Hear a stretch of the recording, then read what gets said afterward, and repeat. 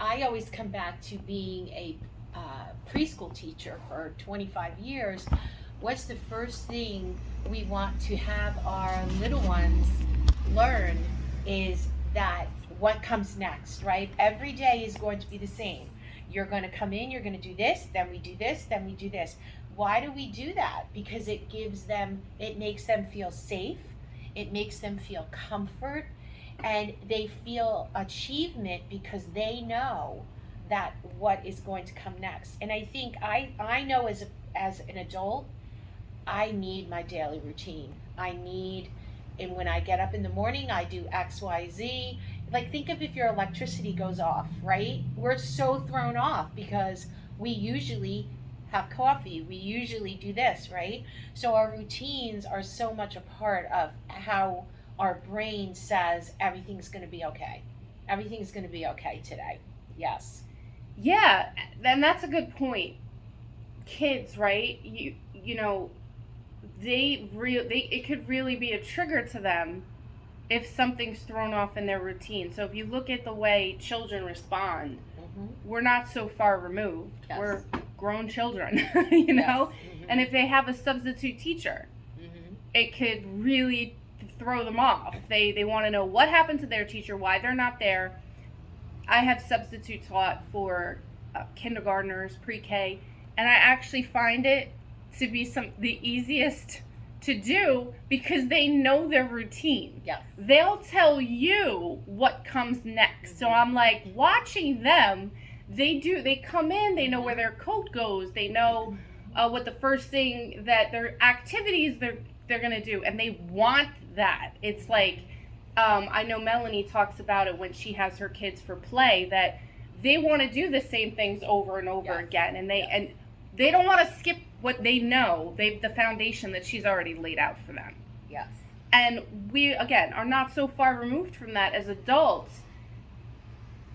Routine can sometimes get a bad rap because we think we become in this malaise. We become numb to what we're doing. We're in autopilot. It could get a bad rap because we think, oh, if you're just in the routine, then you're status quo. And if you're status quo, then you're not growing. But we don't want to obliterate routine, right? No. We don't want to just say, okay, your day should just be every day is different. Nobody would thrive. Right. Nobody would really be able to grow and take root in an environment that's constantly shifting. Yeah, I think, like, for me, my morning routine is very important to me. And my routine at the end of the day, when it's time to go to sleep, is important to me. And if things in the middle change a little, I'm okay dealing with it. But I like my morning routine. I like my nighttime routine. And when we stray, like we have a party and I'm up later at night than I usually am, I feel it. I feel a little like confused, a little like out of sorts. And I know routine, like you said, it can feel robotic. Like some people are like, oh, it's robotic. We're like, doing the same thing every day. But in times of stress, in times of any kind of grief, I know for myself, in times of grief, my daily routine let me know that life was going to go on and it was all going to be okay. Like, it was going to be okay. I'm still going to get up in the morning and do all the things I love. And I still have those emotions, but that daily routine helped me to realize that it's okay. Life's going to go on. I'm going to be okay. Just plug on through. So, absolutely. Yeah. The familiarity calms your nervous system. Yes. It's like you said, it's kind of like, look, everything else is still here. Yes. It's kind of like nothing has changed with regards to your daily routine. I find that grieving, as Melanie's talking about, the things that are enmeshed in our daily routines have the biggest impact on our grief, or when they're gone. So someone that you see every single day, that you talk to every single day, their absence, or an animal, right? So we all have, I have dogs, if you have animals, when they're not present and they're part, I walk my dogs every single morning. I was just talking about Melanie, and it's just as much for me as it is for them. I wake up every day, and one of the first things I do after I've collected myself is walk them. They know it, they're waiting for it. And even me, I need to have that walk with them. It's about 15 minutes. I don't have my phone, and it's just part of my day. Long story short, if and when something would happen to one of my dogs, they're so enmeshed in that part of my morning that it's going to be rough. Yes. For the first couple weeks, maybe months, when I'm not with that, if I didn't have one of them, it's going to be so noticeable. So the closer we are to things, the more enmeshed they are in our daily routine, the more of a difference an impact that it could definitely have on the grieving process.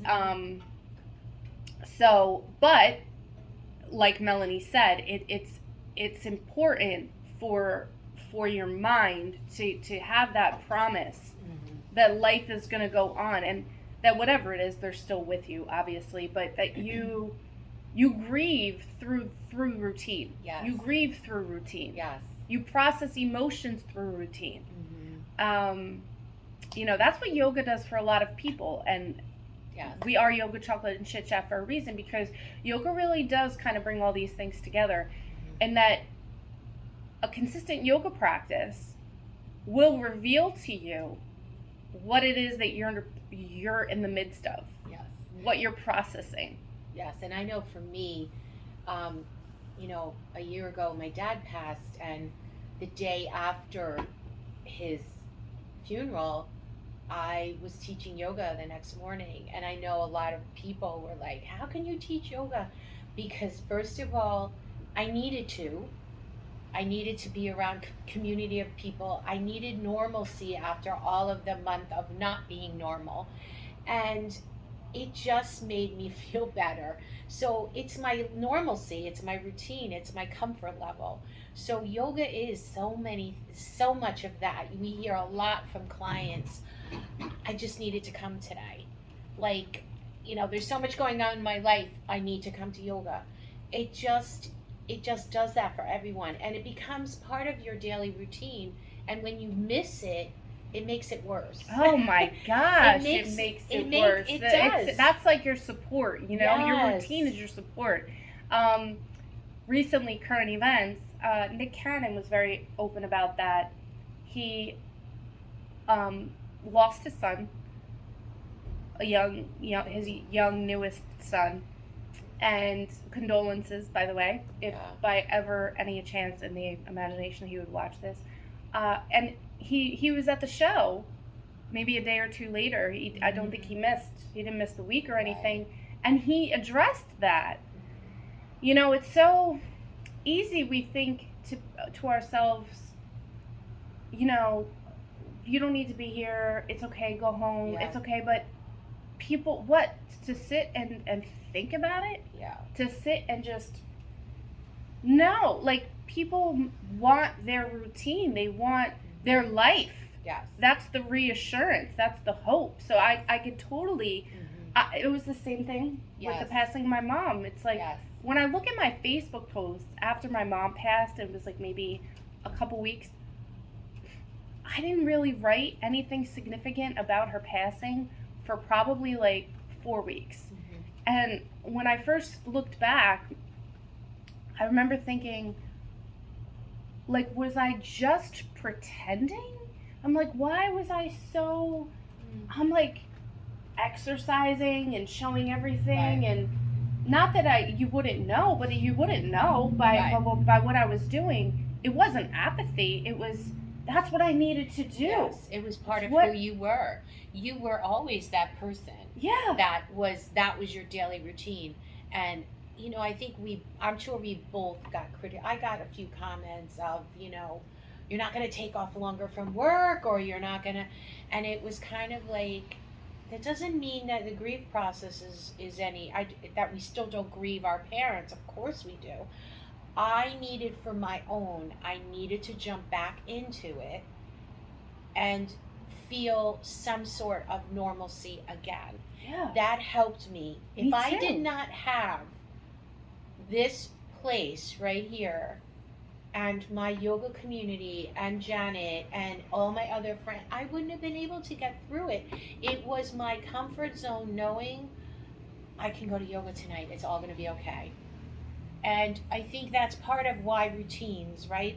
So think of your little kid who you sent off to preschool and they look forward to school. That was their normalcy. Everything's going to be okay because when I go to school, I'm going to do this, this, this, and this. Mommy's going to pick me up. We're going to have, it's all going to be okay. And I think that's what routines do for us. In our minds, it just lets you know, even if it's just like on Tuesdays, I fold all the clothes, whatever it is, it's some sort of a normalcy. And you look forward to the brain looks forward to that time that you're going to take to just do tasks that keep you on track. Absolutely. Absolutely. I totally agree. Couldn't agree more. I think that is a great note to end on. Yes. And we want to thank you guys very much. We've gotten actually comments, text messages, maybe not on YouTube, but in our own lives we've gotten them. Yes. So exciting that you guys are tuning in and interested in hearing our discussions, and hopefully, if nothing else, it's thought-provoking. It takes you it takes you out of the daily routine, which we were just talking about, to really reflect on maybe things that matter for the moment. So whatever it kicks up for you, we're grateful that you take the time to watch, and if you ever have any suggestions on what you would like us to discuss, please submit them. And we look forward to this every week. We look forward to next week. So we do. Thank you so much. Namaste. Namaste.